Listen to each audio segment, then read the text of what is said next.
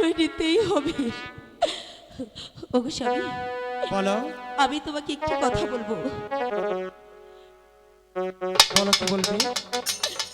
আমি তোমার সাথে এক পালঙ্কে থাকতে পারি, সত্যি কিন্তু পারবে? আমার যে শর্ত আছে। এমন কি শর্ত তোমার?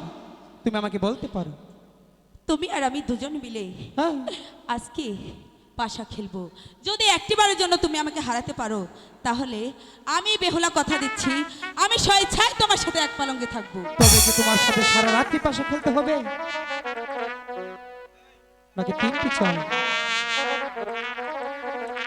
ঠিক আছে, তাহলে তোমার পাশার গুটি তুমি চালতে পারো।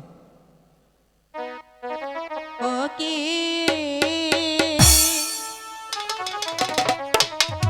হাই গো